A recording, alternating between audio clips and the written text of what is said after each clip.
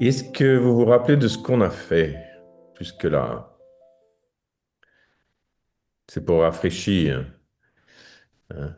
Parler des œuvres bouddhistes, Oui. des, Et des avant, on textes avait de la parlé Bible. de... Oui, de la Bible, des textes bibliques dans les œuvres. Oui.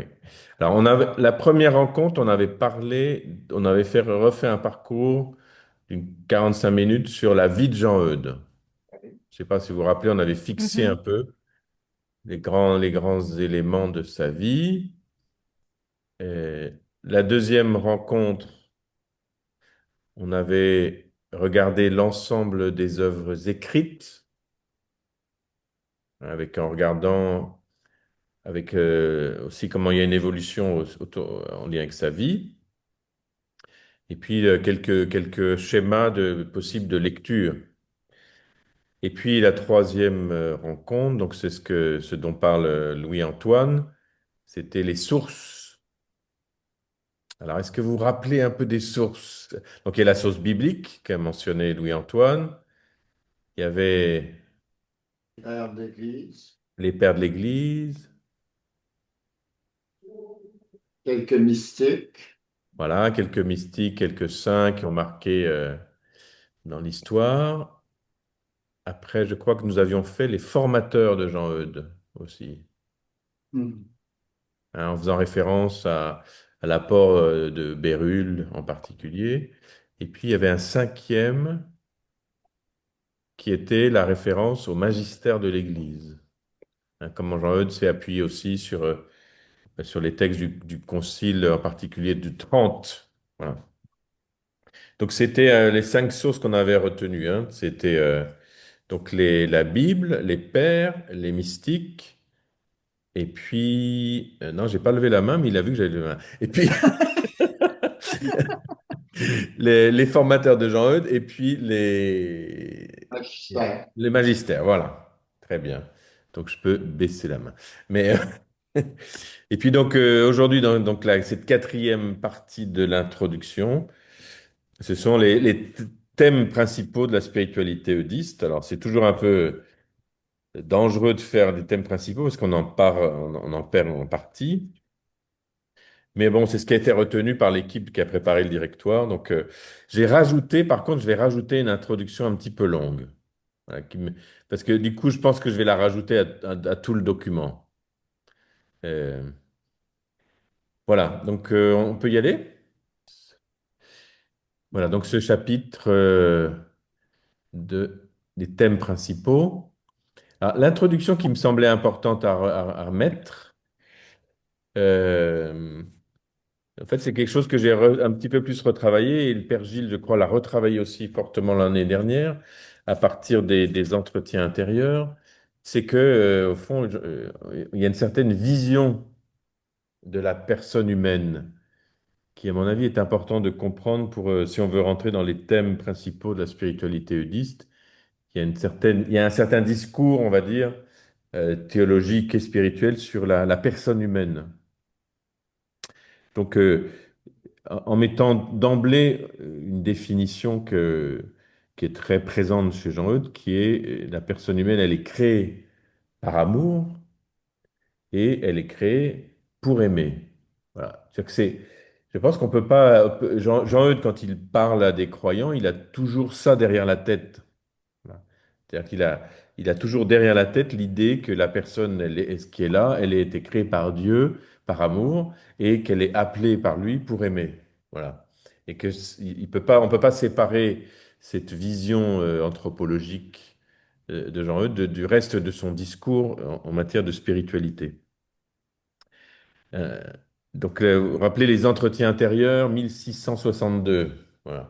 C'est une œuvre qui a été un petit peu mise un petit peu en parenthèse, alors qu'on la redécouvre, je pense, un peu plus maintenant. Euh, En fait, Jean-Eudes, il reprend ici une vision très classique. Alors, je vous ai mis là le exitus reditus. C'est joli, non? C'est, vous voyez bien, vous voyez ce que ça peut, de manière intuitive, non? Exitus, c'est-à-dire qu'on sort, la réalité sort de Dieu et retourne à Dieu. Voilà. Et donc, c'est une vision classique de toute la création, mais aussi de chaque personne qui vient de Dieu et qui va vers lui. Voilà. Et au passage, hein, il y a tout le parcours de vie, le parcours d'existence qui est là pour adhérer à ce mouvement intérieur qui est l'amour qui vient de Dieu. Et donc, Jean-Eudes va insister justement sur l'amour comme la force qui nous tire du néant, exitus, et puis qui nous conduit, qui nous ramène en Dieu. Voilà. Donc c'est une belle histoire d'amour, au fond, cette vision de la personne et de la création. Hein, il y a des textes là-dessus très grands, très forts de Bérulle, hein, qui insiste sur le fait qu'il y a ce mouvement-là, ce mouvement qui nous mène à Dieu. Il est, comme il dit lui-même, il est présent en nous dès notre création. C'est-à-dire que à partir du moment où une personne vient au monde, selon Bérulle, selon Jean-Eudes aussi, même s'il ne le dit pas de manière si explicite, eh bien, c'est un mouvement qui la tire, qui nous tire vers Dieu, voilà, qui nous tire vers sa bonté, vers l'amour qui est reçu et donné. Voilà, il dit que c'est quelque chose qui est dans la personne humaine et comme il dit, le péché n'a pas pu détruire. Voilà, en fait, c'est étonnant parce que souvent, moi, j'avais entendu que l'école française a développé une vision plutôt pessimiste de la personne humaine, mais en fait, quand on lit ces textes de Bérulle, c'est une vision au contraire très positive de la personne humaine qui a ce mouvement en soi, voilà. Qu'elle soit croyant, pas croyant, après là, c'est pas le problème. Hein, le problème, c'est d'adhérer à ce mouvement intérieur. De même, un élément très important qui est une conséquence de cette vision de la personne humaine, c'est qu'il y a un très beau texte de Jean-Luc qui dit que voilà, Dieu nous a donné la vie par amour, et qu'il dit comme nonobstant, comme il dit, nonobstant la connaissance qu'il a de toutes nos ingratitudes et de tous nos péchés. Voilà. C'est-à-dire que le nonobstant, à mon avis, est très important. C'est-à-dire que c'est pas un obstacle pour Dieu. Voilà. Donc c'est pas un obstacle pour Dieu qu'il y ait de l'infidélité, qu'il y ait du péché, qu'il y ait de l'ingratitude. Le don est là, et le don est gratuit, et le don sera toujours plus grand. Voilà. Et donc, voilà, ça c'est aussi très important, puisqu'il va insister sur le fait que nous sommes aimés de toute éternité, et que notre venue au monde, c'est justement le fruit de cet amour éternel de Dieu pour nous. Hein. Ce que reprend Jérémie, enfin, ce qui reprend de Jérémie, je t'ai aimé d'un amour éternel. Voilà, donc je pense que c'est quelque chose de très important pour la suite, hein, parce qu'on ne va pas pouvoir parler de former Jésus ou du cœur sans avoir derrière la tête cette manière de comprendre la personne humaine. Alors, en lien avec ça et qui situe de manière peut-être plus précise le lieu de la vie spirituelle, c'est l'insistance que Jean-Eudes porte sur l'intérieur, sur l'homme intérieur. C'est intéressant quand on regarde le dictionnaire de spiritualité. euh, je pense que c'est quelque chose d'un peu universel, en tout cas dans le monde francophone. Et il y a un article qui est l'homme intérieur. Et alors bien sûr, Saint Paul parle de l'homme intérieur, mais ce qui est intéressant, c'est qu'ils disent qu'à partir du XVIIe siècle, on en fait véritablement un thème de vie spirituelle commune à l'Église. Alors que donc c'est sans doute un apport, hein, de cette période d'avoir insisté sur l'intériorité. Alors il y a eu beaucoup d'études là-dessus, en particulier des études qui montrent que comme le monde se décompose de manière extérieure, ou se recompose plutôt de manière extérieure, avec beaucoup de découvertes scientifiques, culturelles, eh bien, la personne humaine va rechercher dans son intérieur ce qu'il va pouvoir trouver de stabilité. Ce que le monde extérieur pouvait lui donner, il ne le trouve plus, et donc il va le chercher à l'intérieur. Il y a il y a beaucoup d'études, par exemple, de Michel de Certeau, qui est un jésuite, qui est un philosophe, qui a justement montré comment, à partir de Thérèse d'Avila, où elle va parler du château intérieur, euh, le monde se recompose, donc on va chercher une stabilité en trouvant notre maison dedans. Voilà. Et Jean-Eudes, de fait, il se situe dans cette logique-là de la construction de cet homme intérieur. Voilà. Alors, quand on parle de la dimension intérieure d'une personne, ça dit plusieurs choses. Ça désigne euh, le lieu divin. Voilà. C'est-à-dire que c'est le Dieu qui est intérieur, le Dieu qui est, pour Jean-Eudes, il le dira de manière encore plus explicite, dans le cœur.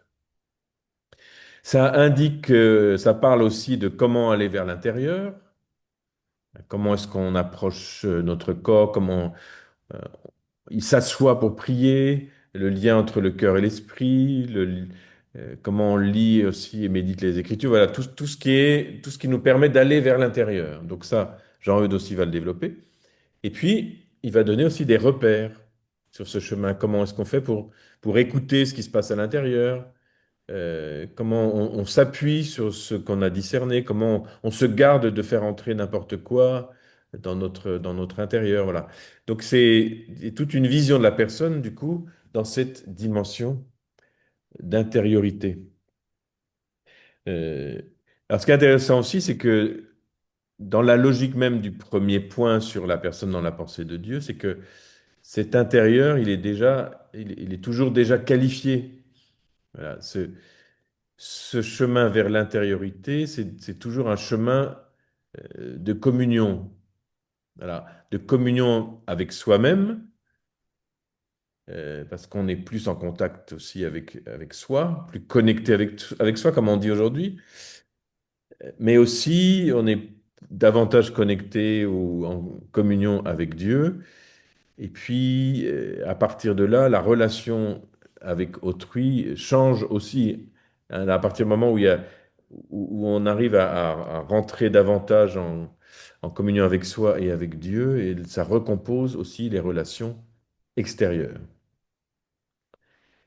Euh, voilà, en tout cas, ce que ça nous dit, c'est que chaque personne humaine, ça je vous l'ai écrit comme ça, possède en elle la capacité de l'esprit, c'est-à-dire que la capacité de vivre cette intériorité, la capacité une élévation au-dessus des choses, c'est-à-dire qu'on a la capacité de prendre de la distance, de les considérer, de les penser, et puis d'en chercher et d'en pénétrer le sens jusqu'au fondement. Voilà, et c'est ça que Jean-Eudes va chercher au fond. C'est à chaque fois, lorsqu'il parlera de la foi, par exemple, qui est une lumière, comme il dit, une lumière qui nous fait participer à la lumière de Dieu, c'est justement pour essayer de pénétrer le sens des choses jusqu'à leur fondement. Voilà. Le sens de l'histoire, le sens des réalités, le sens de l'autre aussi. Alors, toujours dans cette introduction, je vais faire un petit pas de plus, c'est qu'on passe assez vite à l'idée de la spiritualité du cœur. Alors, pas du cœur de Jésus, ça viendra après, on va en parler, mais sur le cœur humain, avec cette idée dynamique, au fond. Vous voyez, c'est la conception de la personne, sa dimension intérieure et une dimension intérieure en dynamique, j'ai marqué en croissance. Alors, je reprends ici dans Dilexit Nos de François, parce que ça c'est plus actuel, où il parle du cœur, ce noyau de chaque être humain, son centre le plus intime, n'est pas le noyau de l'âme, mais de toute la personne, dans son identité unique, à la fois spirituelle et corporelle. Donc voilà, c'est-à-dire qu'il existe dans la personne humaine ce centre. Alors avec le piège que le mot centre, c'est un mot qu'on voudrait localiser, mais là, c'est pas localisé. Bon. En tout cas, ça dit quelque chose du centre de la personne. Et comme il dit, tout s'unifie dans le cœur, qui peut être le siège de l'amour. Donc on retrouve cet amour comme le moteur, avec l'ensemble de ses composantes spirituelles, psychiques et aussi physiques. Voilà. Donc toutes les composantes, on pourrait rajouter, alors, comme derrière psychique, hein, c'est psychologique, c'est-à-dire que toute la vie de l'âme, toutes nos pensées, tout ce qui peut se passer à l'intérieur, Dieu sait s'il y en a. Voilà. Et donc il y a tous ces mouvements intérieurs peuvent travailler ensemble, s'unifier ensemble, voilà, pour pouvoir être au service d'autrui dans l'amour. En définitive, si l'amour y règne dans le cœur, Une personne atteint son identité de manière pleine et lumineuse. Car chaque être humain a été créé avant tout pour l'amour. Il est fait pour aimer et être aimé dans ses fibres les plus intimes. Donc, le pape François n'est pas réputé pour avoir lu Saint Jean-Eudes, mais en tout cas, c'est sûr que c'est la même pensée chrétienne. Hein, c'est une vision de la personne humaine, fait pour aimer et être aimé dans ses fibres les plus intimes. Voilà, donc c'est une proposition de définition. Moi, je dis, le cœur n'est pas seulement un organe ou un symbole, mais la description d'une réalité anthropologique fondamentale. C'est un mouvement personnel d'unification de l'être qui se réalise en aimant davantage. Voilà. Je reprends l'idée ici de ce mouvement à Edith Stein parce qu'elle parle elle fait toute une étude sur le cœur. Elle dit, bah, le cœur, en fait, c'est là où il y a le mouvement du sang pour irriguer le corps. Ben, il dit, ben, nous, finalement, on peut aussi faire une analogie. Il y a une espèce de mouvement permanent intérieur qui irrigue tout notre être, qui est la recherche d'être unifié. Et cette unification de notre être, entre toutes les composantes isolées de notre être, se réalise en aimant davantage. Donc, justement, en adhérant à ce mouvement que Dieu a déposé en nous le jour de notre création. C'est-à-dire que le jour où on est entré dans le monde. Voilà. Et alors c'est là où on arrive à la foi chrétienne, finalement, de comprendre la foi comme ce service de la réalisation de soi. Parce que, euh, au fond, quel est le commandement suprême? Ben, on l'a entendu ces derniers jours. Le commandement dans la foi, c'est d'aimer comme le Christ a aimé. Hein, vous vous rappelez?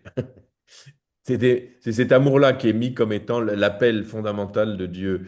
Et pourquoi est-ce qu'il y a cet appel-là? Parce que, justement, lorsqu'on adhère par la foi au Christ, eh bien, cette foi devient un service d'unification de notre être humain. Le but de la foi, c'est d'aider chacun à réaliser son humanité. Il me semble que c'est ça qui est intéressant, c'est c'est de comprendre que la foi, c'est pas quelque chose qui se surajoute à l'humain, mais c'est ce qui permet au fond d'atteindre notre humanité. Et ce qui nous permet de traverser les événements, c'est-à-dire tout ce qui peut se passer à l'extérieur de nous, les relations qui sont compliquées, les événements qui sont compliqués, voilà, toutes les choses qui nous affectent, eh bien, on peut en arriver à les intégrer dans notre intérieur, les traverser avec résilience, avec paix et pourquoi pas avec bonheur. Voilà. Et donc, on va pouvoir parler dans ce sens-là de Christ au centre de notre vie. C'est-à-dire que celui qui travaille avec nous, qui travaille pour nous, pour vivre l'unification de notre être en aimant davantage. Ça va? Vous voulez faire une petite J'aurais une pause? question, Jean-Michel. Il Oui. y a aussi un élément dans la vision anthropologique de Saint-Jean-Eudes, là, d'anéantissement. Sa fameuse prière, je ne suis rien, je ne vaux rien, je n'ai rien, etc. Et le lien qu'il fait, il y a comme une dépendance pour être avec Dieu. Si on n'est pas avec Dieu, c'est comme si on n'est pas. Et Ouais. en même temps, ce qui rebute peut-être à la mentalité contemporaine, c'est le lien justement entre cette dépendance et la liberté de l'être humain pour s'accomplir. Mhm. Oui, c'est sûr il a cette idée il y a pas d'accomplissement. En fait, il y a un accomplissement de notre être en fonction de ce pourquoi nous avons été créés. Et au fond, l'anéantissement, en fait, c'est de renoncer à d'autres logiques. Voilà, de vouloir, par exemple, de renoncer à des logiques qui seraient de vouloir se réaliser soi-même, par exemple. Dans ce sens-là, c'est un anéantissement. En fait, c'est comme les deux faces d'une monnaie. Il y a d'un côté l'anéantissement, et puis de l'autre côté, c'est l'adoration. Hein, si j'ai bien compris. C'est-à-dire que à chaque fois, l'adoration, c'est d'être tourné vers. Donc, d'être tourné vers Dieu, du coup, ça nous suppose d'être détourné d'autres voies. Euh, D'une certaine manière, le détournement, se détourner de soi, c'est d'éviter de tourner en rond. Et c'est peut-être ça qui est difficile dans la mentalité contemporaine, c'est que on pense la réalisation de soi avec soi. Alors que ici, la pensée, c'est que la réalisation de soi se fait dans la relation, et en particulier la relation avec le Créateur. Voilà. Mais c'est vrai que tu as raison parce que moi, je ne l'ai pas repris, de reprendre cette idée d'anéantissement, mais à mon avis, c'est simplement l'autre face, voilà, de cette adhésion. Mais c'est vrai que aujourd'hui, l'idée enfin, l'idée de croire qu'on va se réaliser dans la relation avec Dieu est à la fois difficile à entendre et en même temps, elle sonne comme une très bonne nouvelle, hein, pour sortir d'un solipsisme où il faudrait simplement essayer de tout faire soi-même. Voilà. Parce que ça, on voit bien même les auteurs philosophiques qui ont développé ça, combien c'est finalement ce développement de soi que par soi est créateur d'une angoisse terrible. Alors que l'accomplissement de soi se fait que dans la relation avec une altérité. Alors on l'appelle comme on veut, mais voilà. Avec cette altérité avec un grand A qui va nous permettre justement de sortir de nous-mêmes le exitus pour pouvoir accomplir quelque chose de soi.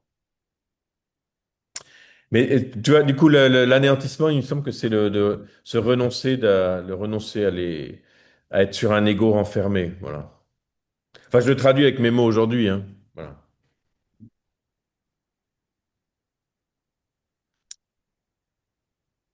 Quelqu'un d'autre veut réagir sur ce sujet?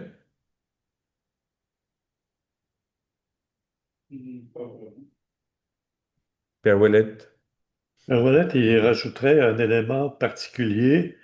euh, Malheureusement, dans nos écrits du fondateur, on n'a pas beaucoup d'éléments de réflexion élaborés sur l'anthropologie spirituelle. Tu le fais, là, c'est un premier geste. Et quand on lit Saint Jean-Eudes, on pourrait en arriver à dire ceci. euh, dans la réflexion sur la miséricorde, le premier geste de miséricorde de Dieu, c'est de nous avoir créés. Nous n'étions rien et nous sommes devenus créatures. Et si ne travaillons pas à partir de cette relation de l'être créé avec son créateur, nous retombons dans une espèce de néant, d'anéantissement, de se référer à... En tout cas, c'est le lot de la phénoménologie contemporaine, là, que de revenir à quand on se regarde en profondeur, nous sommes des êtres habités, orientés, nous avons un appel intérieur, euh, nous avons des outils pour parvenir à un retour. Tu vois, dans le fond, si le premier élément de démarrage, c'est de s'émerveiller de la miséricorde de Dieu lorsqu'il nous crée et nous crée riches, enrichis, avec une route à suivre. Et c'est intéressant là, de travailler avec les psychologues et les phénoménologues contemporains sur la richesse de la personne humaine et son orientation intérieure. En fait, Mhm. c'est un autre langage là, contemporain pour reprendre ce que tu viens d'exprimer, là. Mhm. Oui, je pense que ce que tu dis est très proche de ce que je viens d'essayer d'exprimer, oui. Mhm.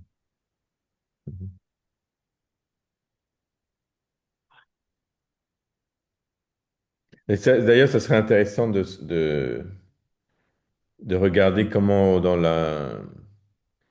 même la psychanalyse contemporaine, on comprend le mot anéantissement dans cette logique-là. Parce que je pense qu'elle a, par exemple, si on prend des choses du côté de Lacan, je pense qu'on peut trouver des choses très intéressantes qui peuvent rejoindre au fond des intuitions là. Mais c'est sûr que moi, ce que je vous ai proposé là, c'est une traduction de Jean Eudes, alors à partir des entretiens intérieurs, en particulier le premier chapitre, mais aussi, je pense que, comme dit Gilles, je pense que dans le cœur admirable, il y a des choses sur la miséricorde là-dessus. Voilà, on va rechercher. C'est bon? Oui, OK. Alors, ce que propose ensuite l'itinéraire, c'est parmi les thèmes principaux, des choses que vous connaissez bien, n'est-ce pas? Qui est former Jésus. Voilà. Voilà, cette personne humaine-là qui est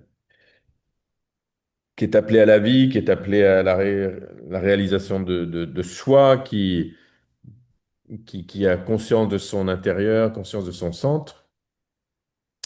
En fait, qu'est-ce qu'elle fait sinon de recevoir la révélation, et alors ça fera partie de l'itinéraire plus tard, de la révélation du Christ. Et au fond, la révélation du Christ ne se présente pas comme une réalité qui reste à l'extérieur, mais l'accueil du Christ se réalise dans la formation intérieure du Christ. Voilà. C'est ça qui est assez incroyable quand on y pense, hein. Donc, avec ce passage qui sonne toujours comme un roulement de tambour, là, le mystère des mystères et l'œuvre des œuvres. On a l'impression qu'il y a une trompette là. Et donc, c'est quoi? Le mystère des mystères et l'œuvre des œuvres, c'est la formation de Jésus. Donc, c'est certainement le thème principal de Vie et Royaume, hein, c'est de former Jésus en nous pour qu'il puisse y vivre et régner. Formation de Jésus qui nous est marquée en ces paroles de Saint Paul, donc vous connaissez, 4, et Galates 4, 19. Mes petits enfants pour qui je souffre à nouveau les douleurs de l'enfantement jusqu'à ce que le Christ soit formé en vous. Donc Jean-Eudes va s'emparer va s'emparer de la formule de Galate et va comme la détacher à la fois du texte, de ce contexte, pour en faire comme un élément majeur du chemin spirituel proposé aux chrétiens. Donc après, vous connaissez son insistance et son style. C'est le plus grand mystère, le plus grand œuvre, à l'époque c'était féminin, masculin, qui se fasse au ciel et en la terre par les personnes les plus excellentes de la terre et du ciel, c'est-à-dire par le Père éternel, par le Fils, par le Saint-Esprit, par la très sainte Vierge et par la Sainte Église. Voilà. Puis après, il va expliquer ben, pour chacun comment le Père, comment le Fils, comment l'Esprit, comment la Vierge, comment l'Église et soi-même participent à cette formation intérieur du Christ.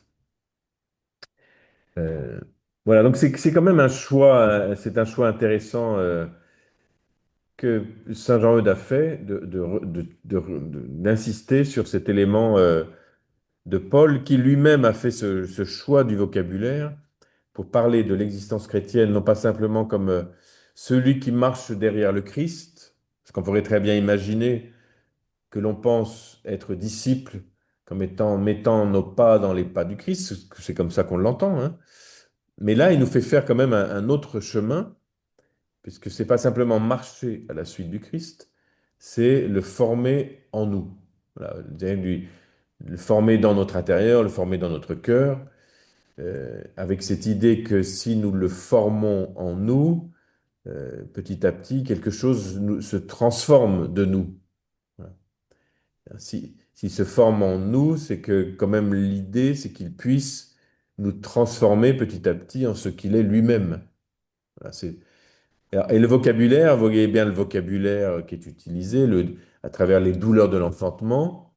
Hein, on voit bien que c'est quand même quelque chose de la formation, comme on dit, qu'un un petit enfant se forme dans le sein d'une femme. Voilà. Il fait ce choix-là quand même, hein. Alors, je ne sais pas si on aurait pu penser le christianisme sans faire ce choix, sans doute, hein. Mais en tout cas, c'est comme ça. C'est dans les lettres de Paul où on va penser notre foi chrétienne comme étant cet engendrement intérieur du Christ. Voilà. Alors, vous comprenez pourquoi ensuite la Vierge Marie aura un rôle bien particulier, puisque c'est la première en qui cela s'est réalisé et elle devient comme le modèle de l'accueil du Christ pour pouvoir former le Christ en nous.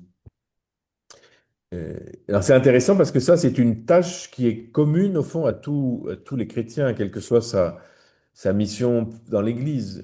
À partir du moment où quelqu'un devient chrétien, où il est baptisé, ça va être notre thème après, il a cette même tâche à accomplir, ou ce même don, c'est à la fois je forme Jésus en moi et Jésus se forme en moi. C'est ça que c'est un. Et Jean-Eudes, il passe de l'un à l'autre. Il dit nous devons former Jésus en nous. Et puis en même temps, il dit ben, c'est pas nous qui le faisons, c'est le Père, le Fils, l'Esprit, etc. Euh, c'est intéressant de voir ça parce que ça dit quelque chose de fondamental sur notre coopération à la grâce de Dieu. Je veux dire que la grâce de Dieu, c'est qu'il choisisse de vivre à l'intérieur des êtres humains, mais encore faut-il qu'il y ait la réception. Là, et au fond, ça se fait à la mesure de notre adhésion, à la mesure de notre assentiment, dirait Saint Henri Newman, hein. C'est l'assentiment à la foi qui fait que le Christ se forme à l'intérieur. Au fond, là, à la mesure de la liberté et de l'adhésion de notre conscience. Euh, voilà, c'est l'option fondamentale de la vie du croyant pour Jean-Eudes. Donc c'est pour cela qu'en fait que Jean-Eudes a écrit Vie et Royaume. Au fond, Vie et Royaume, c'est un manuel. Bon, en tout cas, on peut le comprendre comme ça. C'est un manuel pour comment faire pour former Jésus en soi. Comment le faire tous les jours, comment le faire toutes les semaines, comment le faire tous les mois, comment le faire voilà, tout au long de sa vie, comment le faire en faisant mémoire de sa naissance, comment le faire en se préparant à mourir, parce que tout ça est dans Vie et Royaume. Et au fond, c'est ça l'intérêt de son écrit. Euh, voilà. Lorsqu'il va définir ensuite, par exemple, la mission des prêtres, il va dire que finalement, la principale mission des prêtres, c'est d'annoncer le Christ pour que le Christ soit formé dans le cœur des fidèles. Euh, et les sacrements vont être vus comme étant des éléments de formation intérieure du Christ.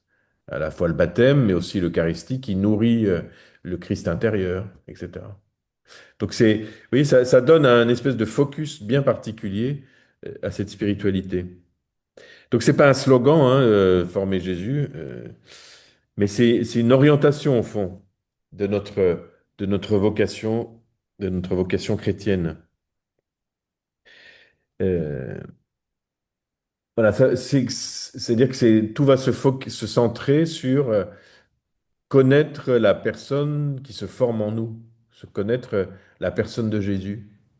Et, et au fond, la recherche de la vie spirituelle, c'est d'arriver à mieux connaître qui est celui qui se forme en moi, pour pouvoir lui être davantage conforme. Alors, tout l'itinéraire, là, parce que là, après l'introduction, chacun va être invité aussi à s'interroger là-dessus. Comment est-ce que chacun a déjà formé Jésus en soi? Comment est-ce qu'on peut le dire aujourd'hui? Est-ce que je peux dire, Jésus est formé en moi, par exemple? Je va pas anticiper la suite, mais oui, pour dire que c'est vraiment un thème, le thème principal. Alors, c'est intéressant, je ne sais pas comment, parce que Gilles, il a beaucoup plus d'expérience que moi, puis les autres confrères aussi, mais euh, on voit que c'est apparu ce thème-là très fortement avec l'Assemblée de 2017, puisque ça en a fait même un thème, hein.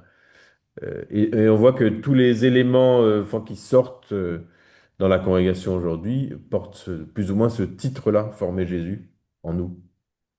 Alors, c'est pas nouveau et en même temps, la manière de le mettre en exergue, je pense, est un peu insistante et un peu nouvelle.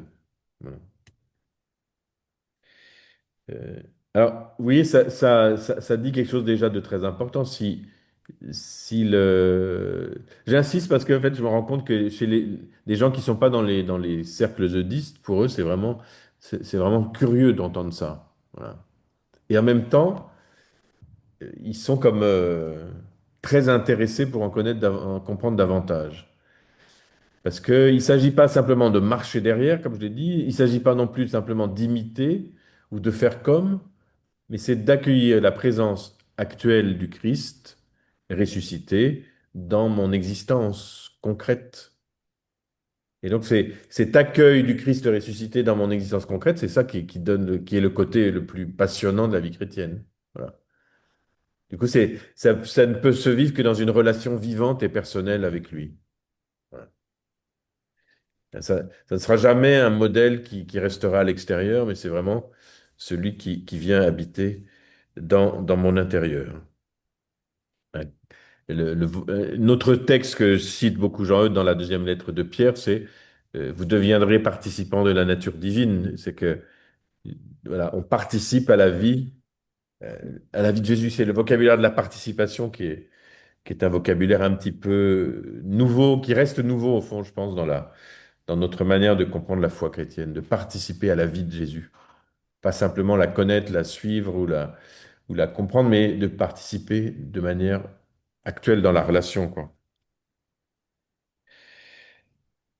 Alors, c'est là où apparaît le thème du baptême. Voilà, le baptême étant. Je ne sais pas si vous vous rappelez la dernière fois que vous avez été à un baptême, un, à un baptême où, au début, le prêtre il pose une question, hein, c'est que demandez-vous à l'Église? Et vous vous rappelez de la réponse? Oui. La foi, la foi. La foi, exactement. Et c'est pas le baptême, justement, c'est la foi. Bravo. Euh, donc, qu'est-ce que vous demandez à l'Église? La foi. Et pourquoi la foi? C'est-à-dire que c'est mon. Si je veux parler comme Jean-Eudes, je dirais, je demande l'adhésion de la foi. Voilà. Et comment se manifeste dans la communauté, comment se manifeste de manière visible, extérieure, cette adhésion de la foi, ben, ça se fait par le don du baptême. Voilà. Donc, qu'est-ce que vous demandez? La foi et qu'est-ce que vous recevez? La grâce d'être baptisé. Mais la foi, c'est quoi du coup? La foi, c'est véritablement cette adhésion à ce projet de Dieu de former le Christ en nous.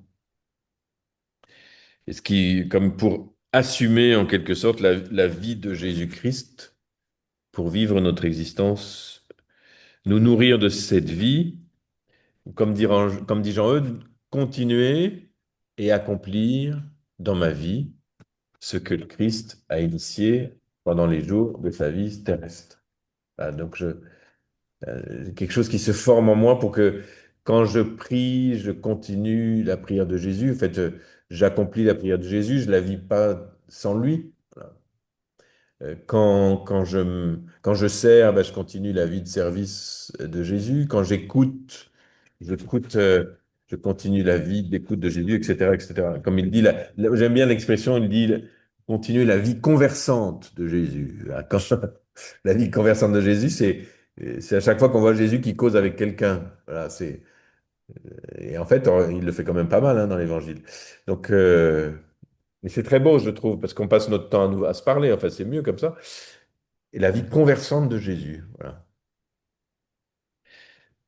Donc, ce qui est parfaitement accompli en Jésus continue de se faire dans les membres de Jésus, c'est-à-dire en nous. Voilà, comme le dit ici Jean-Eudes lui-même dans Vie et Royaume, nous faisons profession de ne vivre en la terre et au ciel que pour être à Jésus, pour l'aimer et l'honorer en tous les états et mystères de sa vie et en tout ce qu'il est en lui-même. Alors, les états et mystères de Jésus, je ne sais pas comment vous en parleriez. Ça serait intéressant de savoir. En tout cas, ici, on a le père Hermès Flores qui est en train de faire un- un master en théologie dogmatique à la grégorienne et qui a choisi comme thème, c'est comment parler aujourd'hui des états et mystères de Jésus. Donc, je pense que ça va être très intéressant son travail, en cherchant tous les fondements théologiques, etc. L'idée, vous voyez, c'est de devenir d'autres Christ. Hein, Jean-Eudes le dit comme ça, que le chrétien est un autre Christ. Christianus alter Christus. Parce que parfois, on a confisqué cette parole pour les prêtres, mais non, ce qui est sûr, c'est que c'est le chrétien. Je crois que c'est Saint Cyprien, non? Qui dit le chrétien autre Christ.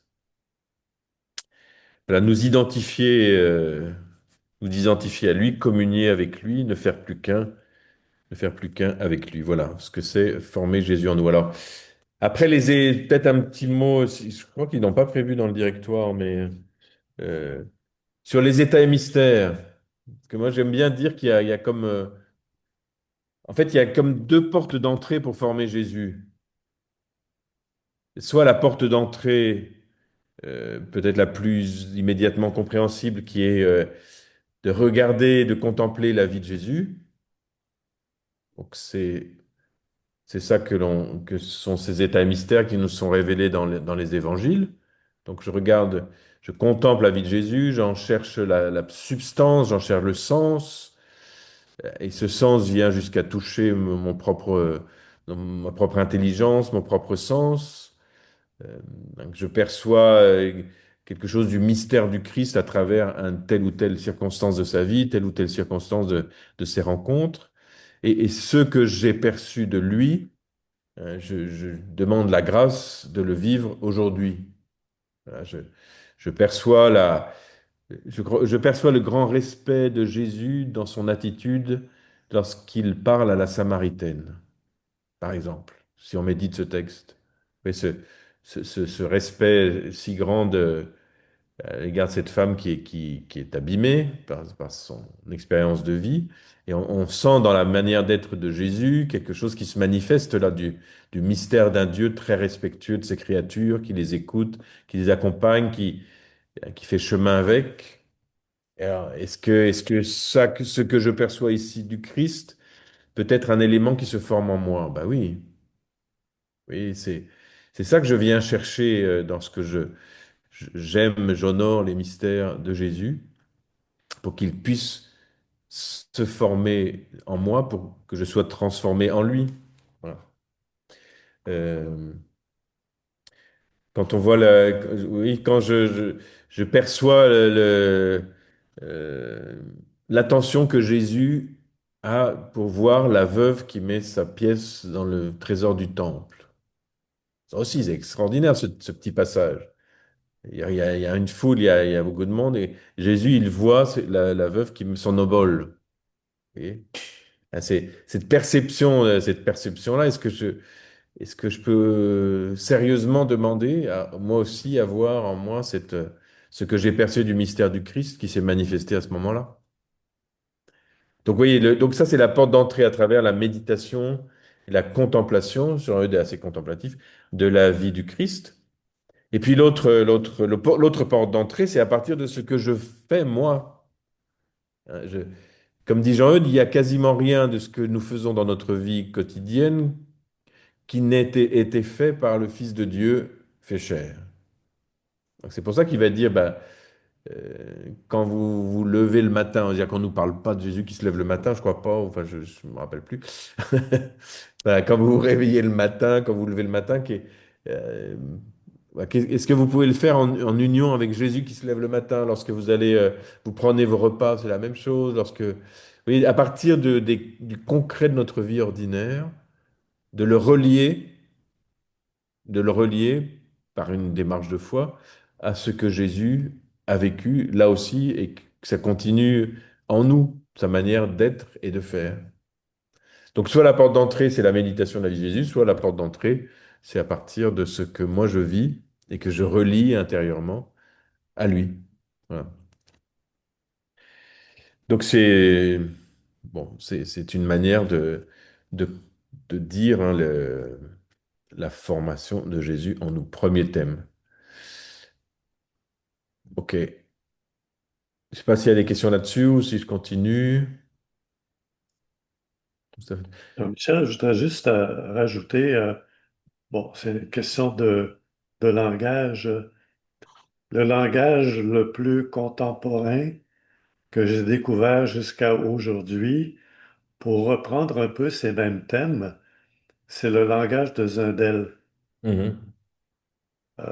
Il me semble que c'est l'auteur contemporain le plus proche de l'école française, euh, en excluant les phrases connues de Saint-Jean-Eudes. Là. Par exemple, il dit, en citant Angelus Silesius, euh, à quoi, à quoi vient,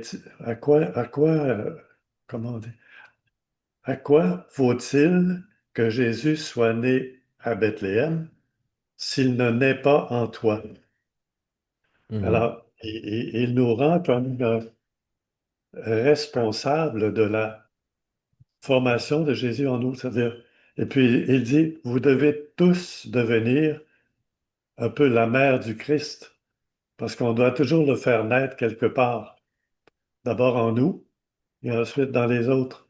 Alors, ces thématiques-là de Jean Eudes sont comme reprises dans d'autres lectures spirituelles contemporaines. Alors, ça peut faire des liens, des ponts entre un auteur particulier et comment, dans un certain langage d'aujourd'hui, des fois, on peut comme reprendre ces mêmes idées de formation de Jésus en nous. Mhm. Un petit point spécial. Oui, merci. Merci beaucoup. Mais je trouve que ça reste ce que j'ai eu à prêcher là pendant la Semaine Sainte à des gens qui, je leur ai parlé beaucoup de Jean Eudes, mais à des gens qui ne sont pas habitués. Et en fait, j'ai vu que enfin, ça les intéresse de comprendre leur vie chrétienne comme ça, justement.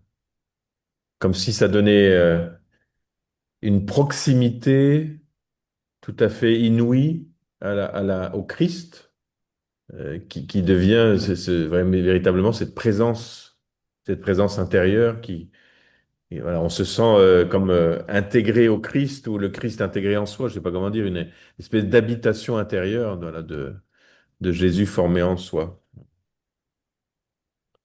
Donc on n'est plus du tout dans une démarche qui pourrait être un peu il faut faire ci, il faut faire ça, un peu moralisante, mais on est dans l'accueil d'une relation vivante. Voilà. C'est ça qui est le plus intéressant en fait.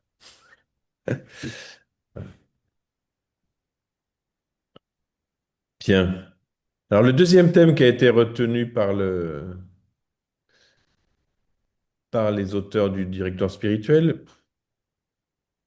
c'est dans tout ce qu'il fait, Jean-Eudes fait la primauté de l'amour, voilà, et en particulier avec le culte liturgique des cœurs de Jésus et de Marie. Voilà. Euh, voilà, comment Jean-Eudes, on le situe dans toute une histoire. Que vous avez peut-être lu Dilexit Nos, où on reprend, le pape François reprend toute l'histoire. Et, et- et voilà, donc le choix qui a été fait ici du directoire, c'est de dire véritablement, parmi les grands trésors dont nous sommes les héritiers, eh bien, il y a ce culte liturgique rendu au cœur de Jésus. Et donc, vous savez que l'année dernière, on a fêté les 100 ans de sa canonisation, et c'est vrai que la parole qui est ressortie, qui ressort officiellement, euh, et c'est que Jean-Eudes est le père, le docteur et l'apôtre du culte liturgique des cœurs de Jésus et de Marie. Voilà, en fait, là-dessus, d'une certaine manière, on écoute et on entend et on adhère à ce que l'Église dit de notre fondateur. Voilà, quand elle veut le célébrer dans sa sainteté, elle reconnaît qu'il a eu ce rôle bien particulier dans l'histoire. Et le pape François l'a rappelé dans son encyclique. Voilà, d'être le père, docteur et apôtre, c'est-à-dire le père, c'est celui qui l'a créé, le docteur, c'est-à-dire qu'il en a donné les fondements, et puis l'apôtre, parce qu'il l'a diffusé, le culte des cœurs de Jésus et de Marie. Là. Alors, si vous avez en mémoire l'encyclique du pape François, dit Nos, il ne parle pas de 1672, il parle de 1670. Hein, il a été chercher cette date, ou en fait, celui qui l'a aidé à rédiger, il a été chercher cette date chez le père Raphaël Garcia Herreros, qui a écrit une vie de Saint Jean-Eudes. 43. Et en 1670, il est dit que le premier évêque qui a donné l'autorisation, c'est Monseigneur de Vieux-Ville, qui est l'évêque de Rennes. Et donc c'est la date qui a été reprise par le pape François. Mais d'habitude, nous, dans l'histoire de la congrégation, et puis même dans l'encyclique de Pie XII de 1956, Orietis Aquas, la date qui est gardée, c'est la date du 20 octobre 1672. Voilà. Enfin, peu importe, on ne va pas se battre avec ça, hein, mais dans la grande basilique du Sacré-Cœur à Marseille, par exemple, il y a une immense vitrail, hein, je sais pas, il fait peut-être 4 mètres de long ou plus. Et il y a, justement, ce qui est mis en vitrail, c'est la première célébration du 20 octobre 1672 à Caen. Voilà, on le situe là parce que vous savez qu'on a fêté il n'y a pas longtemps les apparitions du Christ à Sainte Marguerite Marie. Donc c'est un- et c'est intéressant parce que c'est 1673 que ça commence. Ça va durer 2 ans, de 73 à 75. Là, on a fêté les 350 ans l'année dernière. C'est pour ça qu'il y a eu cette encyclique. Euh, voilà, mais Jean-Eudes a bien toute sa place comme étant non pas l'auteur d'une certaine dévotion au cœur de Jésus, mais comme étant l'auteur et le créateur même du culte liturgique du cœur de Jésus. Hier, j'ai reçu une demande de relique de Saint-Jean-Eudes par une congrégation qui est aux îles Baléares et qui sont missionnaires des Sacré-Cœur de Jésus et Marie. Alors, ils m'ont montré ce qu'ils faisaient, une archiconfrérie, là, ils m'ont montré leur église et ils m'ont montré ce qu'ils faisaient. Alors, il y a du Saint-Jean-Eudes partout. Alors, je ne savais pas qu'on était aux Baléares, mais voilà, on en apprend tous les jours. Mais c'est un maître-autel avec Saint-Jean-Eudes. Ils ont fait une pièce de théâtre, là, ils m'ont montré les photos avec Saint-Jean-Eudes. Enfin, vraiment, ça fait plaisir de voir qu'il y a bien des endroits dans l'église où finalement, il est davantage reconnu pour ce qu'il a apporté à toute l'Église et pas simplement à la congrégation. Euh, voilà. Donc, là, en parallèle de ce culte des cœurs de Jésus-Marie, il y a aussi, il me semble, une certaine dévotion au cœur, en particulier avec cette fameuse prière de l'Ave-Corps.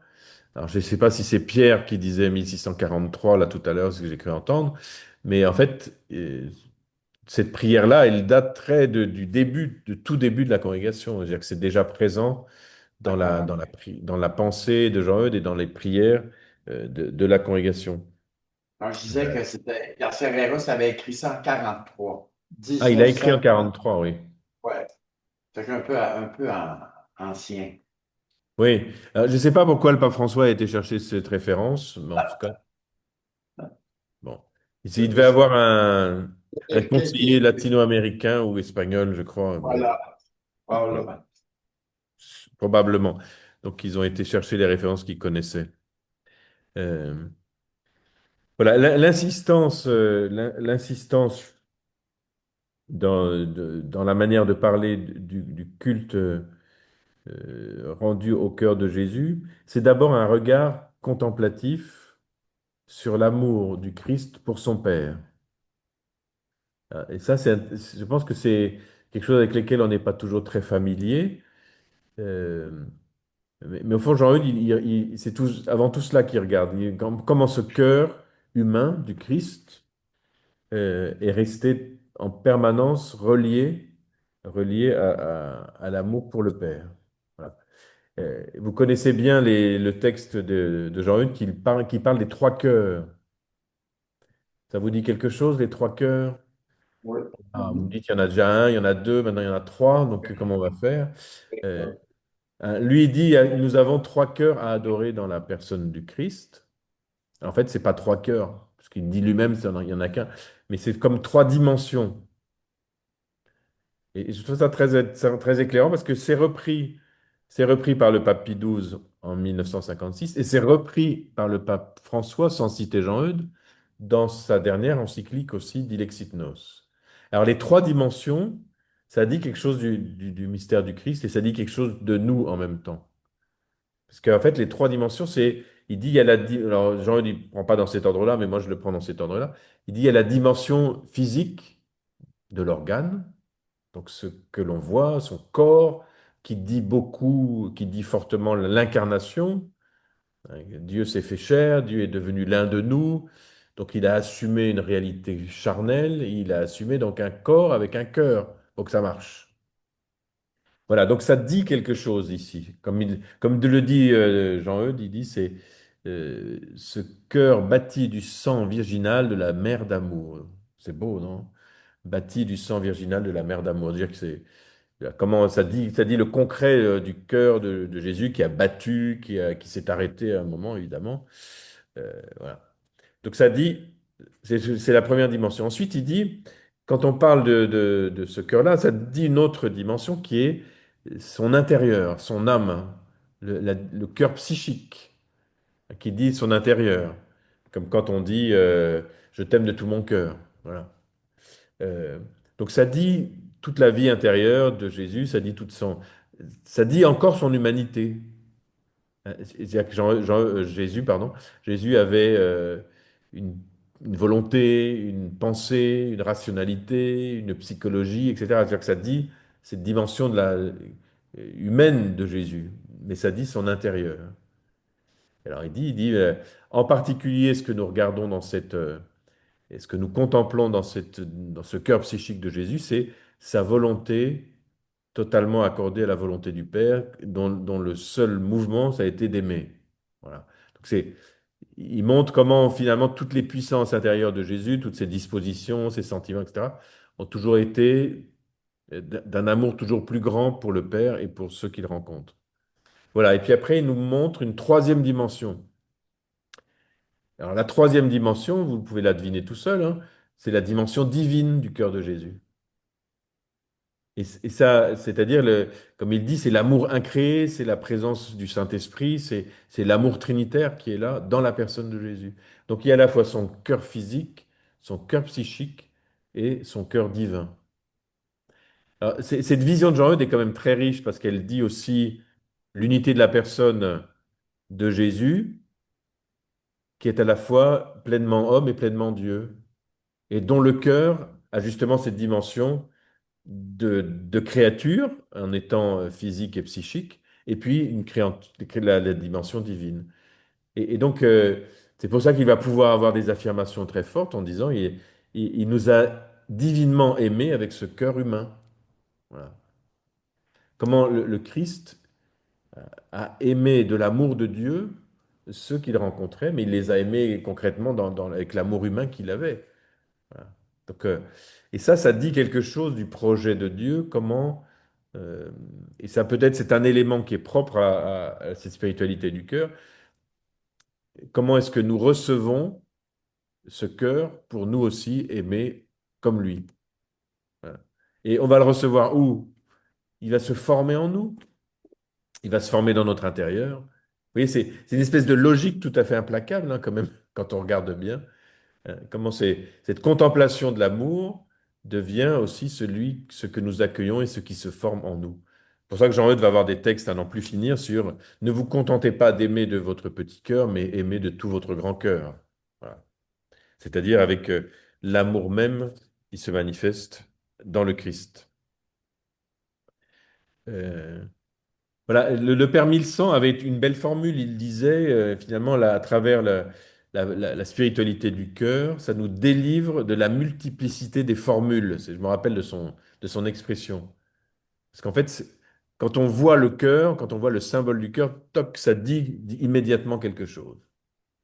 Hein, ça dit le cœur donné, ça dit l'amour donné et manifesté dans la personne de Jésus. Voilà, comme il dit, ben, il n'y a pas besoin de faire 36 formules, il n'y a qu'à regarder ce cœur et de comprendre à la fois qu'il nous aime et qu'il nous est donné pour devenir le nôtre. Voilà. Jean-Michel, Yes. c'est intéressant d'avoir tout ce bagage contemplatif, mais je voudrais rappeler avec un certain humour une, euh, une boutade du Père Araquin qui prêchait aux sœurs réparatrices du divin cœur. Puis Oui. qui demandait, bon, par rapport au cœur de Jésus, c'était quoi la contemplation? Et le titre de leur congrégation.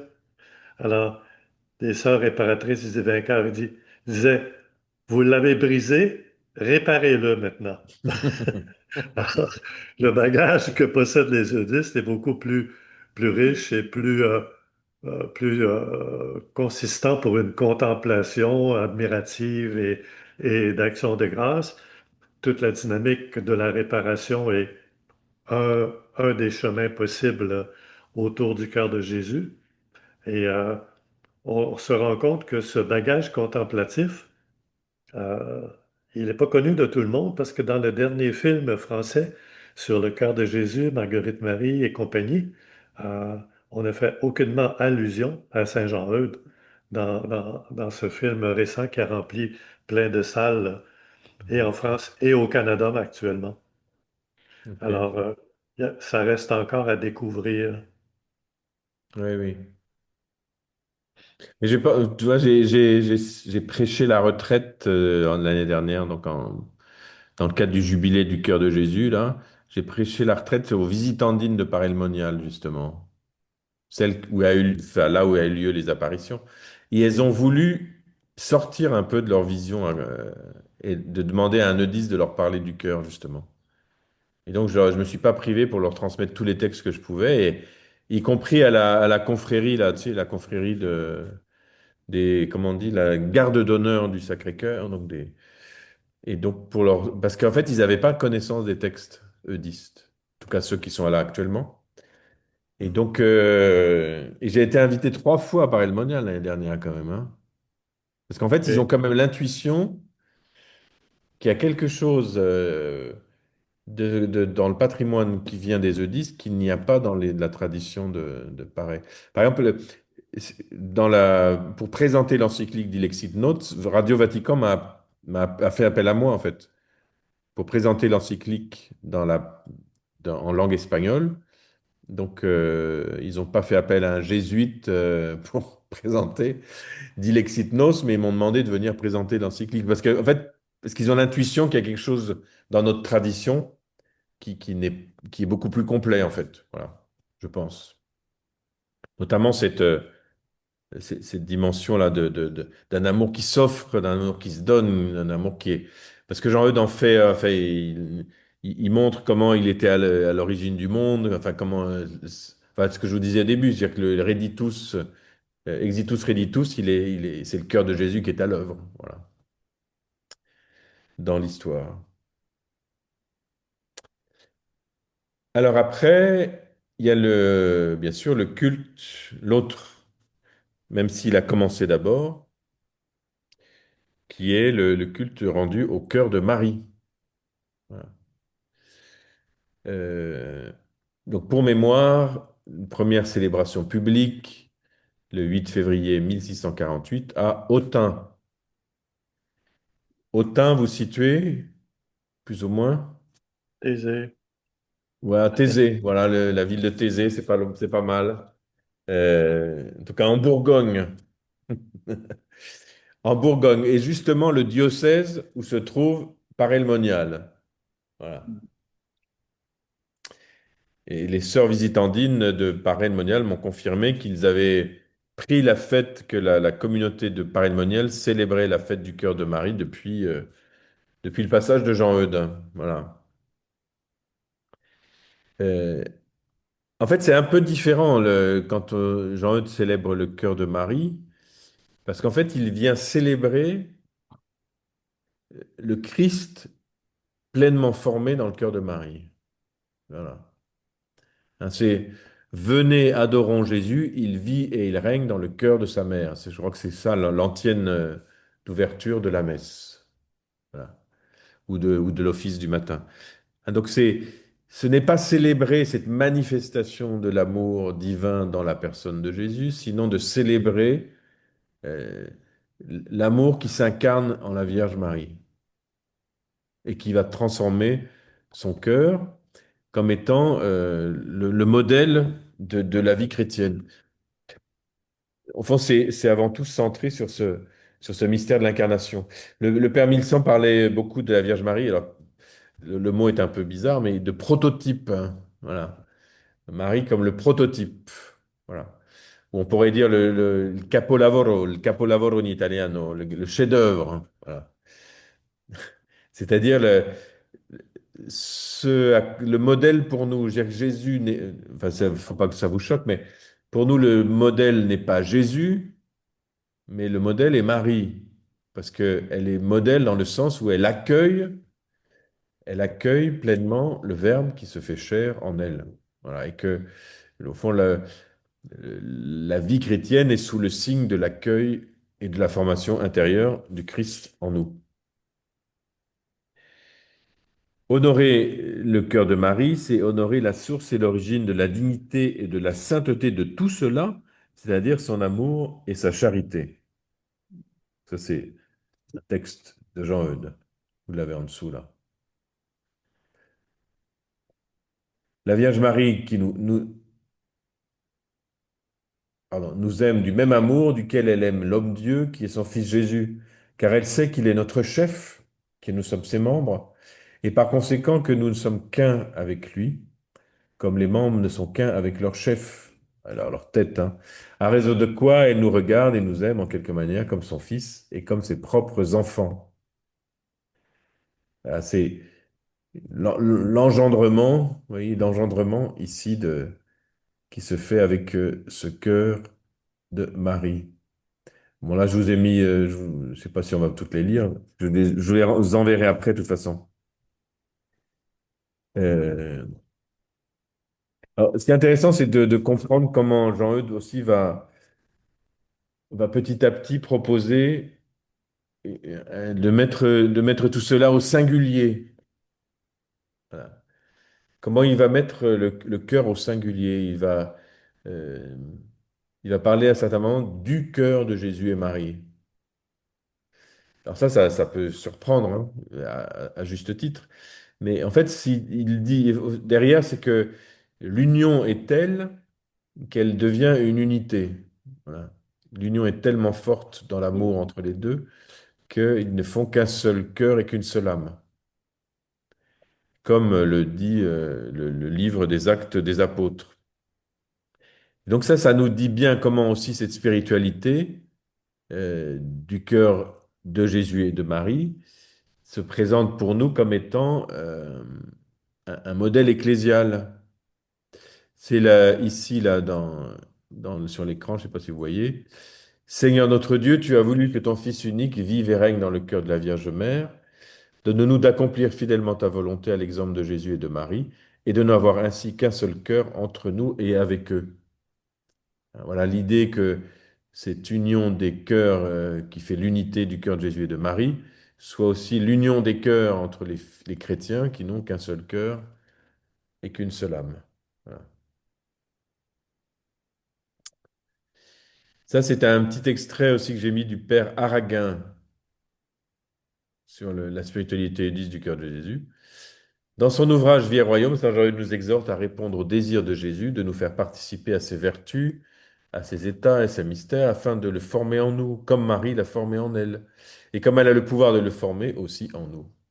Alors, cette entreprise suppose que l'amour du Seigneur et de sa mère sollicite notre réponse d'amour et la rende possible, d'où les nombreux exercices et professions d'amour du royaume de Jésus. Voilà, donc on s'exerce, on s'entraîne, on fait comme lui va faire le vœu de servitude, le vœu du martyr. Vous voyez, on proclame, on dit voilà, les oraisons pour pouvoir avoir notre réponse, notre liberté ici qui va s'exercer. Ok. Où est-ce que j'ai vu qu'il y avait bientôt une consécration au cœur de cœur de Marie? Je sais plus. Je sais plus quel pays va faire ça là bientôt. Bon. Donc ça va pour les cœurs de Jésus et de Marie. Mhm. Alors un autre thème qui a été retenu. Donc thèmes principaux, donc conception de la personne, la former Jésus, le cœur de Jésus et de Marie, Et puis, l'action pastorale missionnaire de la miséricorde. Voilà, comme étant un des thèmes principaux de notre spiritualité, où derrière le mot miséricorde, vous retrouvez le mot cœur. Voilà. Euh, Gilles l'a mentionné tout à l'heure, hein, au tout début dans le premier thème, hein, le mot miséricorde, qui au fond comme la traduction, on pourrait dire la traduction apostolique de la spiritualité du cœur. Voilà. Donc c'est pas simplement cela, mais parce qu'il y a tout un fondement théologique, hein, en fait, c'est tout le mouvement tout le mouvement de Dieu vers nous que Jean-Eudes contemple comme étant l'expression de sa miséricorde, hein, pour nous tirer du néant, pour nous tirer du mal, pour nous tirer du péché et de la mort, etc. La miséricorde de Dieu est grande et plus grande, en quelque sorte, que les autres attributs divins, car les effets de la miséricorde surpassent ceux de la puissance, de la sagesse, de la justice et de toutes les autres perfections que nous pouvons connaître en ce monde. Voilà. Il y a une image assez étonnante dans le cœur admirable où certains pensent que ça a été repris directement de Marie des Vallées, où Marie des Vallées a une vision comme quoi la justice s'endort, alors à ce moment-là, passe la miséricorde qui lui vole ses armes, hein. Voilà. Et donc la justice est désarmée par la miséricorde. Voilà. Donc c'est la miséricorde qui est plus grande, hein, et plus forte que la justice. Pour nous délivrer du plus profond abîme de la misère, pour nous élever au plus haut degré de bonheur, la divine miséricorde a voulu que le Fils de Dieu se fasse homme comme nous. Grâce à son incarnation, le Fils de Dieu a exercé sa miséricorde envers nous, car tous les effets de la miséricorde que notre Sauveur a opérés sur les hommes proviennent du mystère de son incarnation, comme de leur source et de leur premier principe.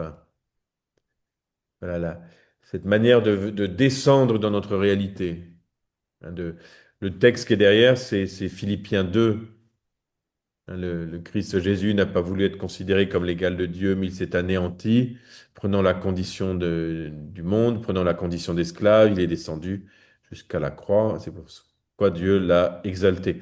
Donc en fait, la miséricorde est regardée, et l'incarnation, pardon, est regardée comme étant l'expression la plus haute de la miséricorde de Dieu dans cette manière de rejoindre notre nature, voilà, rejoindre notre condition, pour lui apporter la vie, hein, le salut.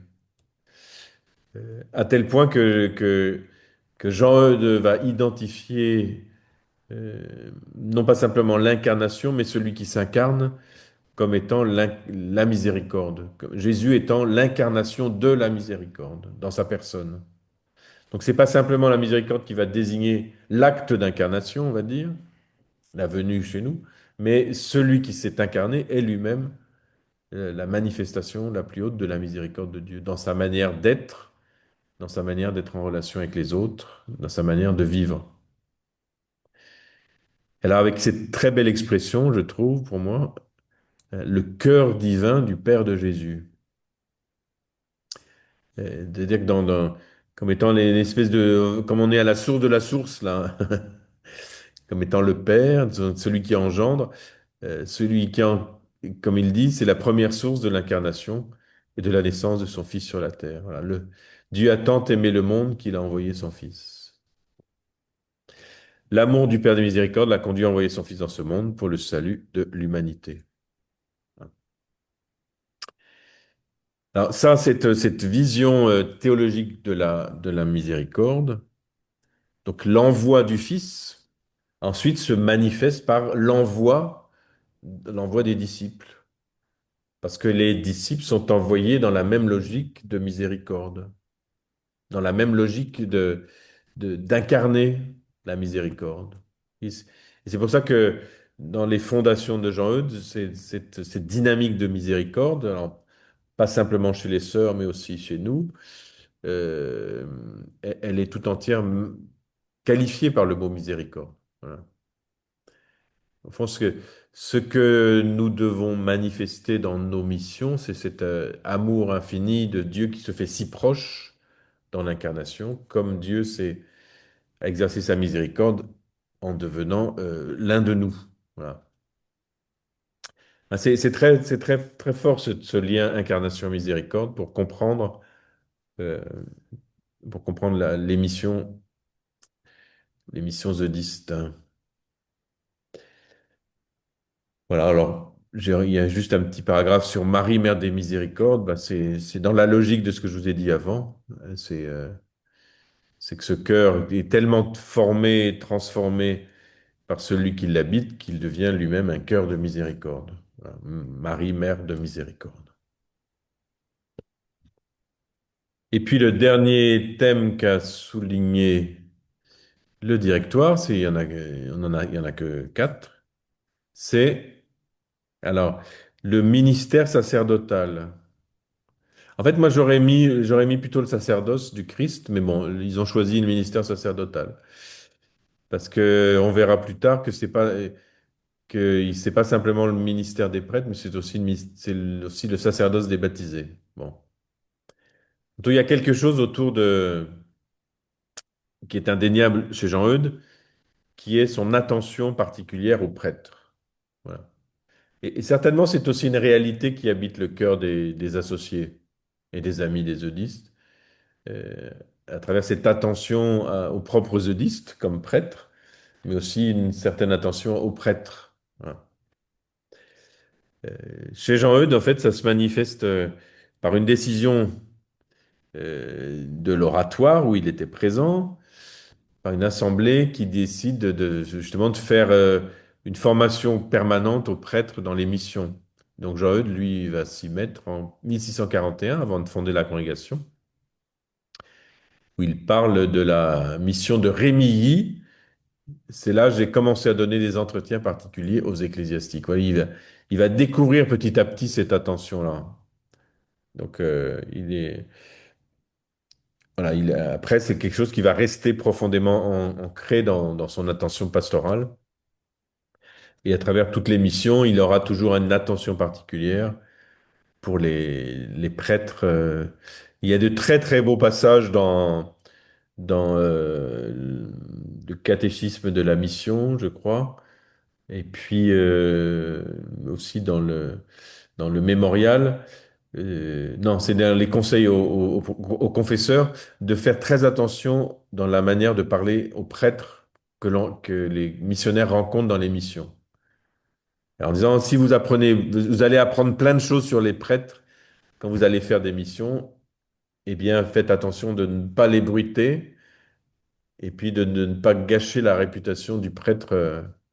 Voilà, il y a toute une attention très forte qu'il y a sur les accompagner, sur leur faire de la place, pour ne pas venir les importuner, voilà, tout empreint de délicatesse, parce que c'était vrai que sans doute une situation pas très brillante. Alors, vous savez aussi, à travers la création des séminaires, la création l'écriture de ces ouvrages, et puis je pense que l'équipe qui a conçu le directoire est très marquée par l'orientation sud-américaine. Et eux, ils ont repris une pratique qui est une fête que Saint Jean-Eudes avait créée, qui était la fête du sacerdoce. Comme il avait écrit une messe en l'honneur du cœur de Jésus, en l'honneur du cœur de Marie, il a fait la même chose en l'honneur du sacerdoce de Jésus, ainsi que des saints prêtres et lévites, hein, qui était fixé en novembre et qu'il a fait pour la première fois en 1653. Mais en fait, à vrai dire, derrière cette manière d'exalter le sacerdoce du Christ, en fait, c'est pour remettre le sacerdoce des prêtres à sa place. En disant finalement, le seul prêtre, c'est le Christ. Voilà, il n'y a qu'un seul prêtre qui est Jésus-Christ lui-même souverain prêtre, tous les autres prêtres n'étant qu'un, voire étant consommés en unité avec lui. Voilà, donc il va à la fois rappeler la grandeur de de ce service que des prêtres accomplissent dans l'Église, et en même temps, il va surtout exalter le Christ comme étant le souverain prêtre. Alors, comment comprendre ici l'idée du souverain prêtre? Parce que c'est pas quelque chose qui est très habituel dans le discours religieux aujourd'hui.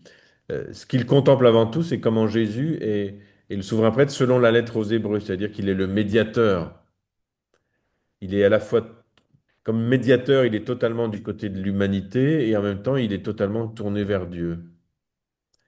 Et donc, il est là pour offrir au nom de l'humanité toute la gloire que Dieu peut recevoir de l'humanité. L'humanité n'étant pas capable de le faire, c'est lui qui va être le médiateur du service de Dieu, de la gloire de Dieu, de la louange de Dieu. Voilà, il le fait pour nous.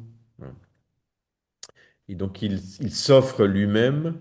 euh, et au fond, ce que je vois Jean-Eudes, c'est que Jésus se présente devant le Père pour nous représenter nous tous. Il, dans ce sens-là, il est médiateur. Voilà, et donc, il offre, au nom de toute l'humanité, il offre la louange, la gloire et l'honneur à Dieu. Voilà. Donc, comme on dit, hein, il est à la fois, il est la réponse parfaite de l'humanité à Dieu. Voilà. Donc, il se présente pour nous comme étant ce prêtre qui célèbre devant Dieu, qui intercède en notre faveur.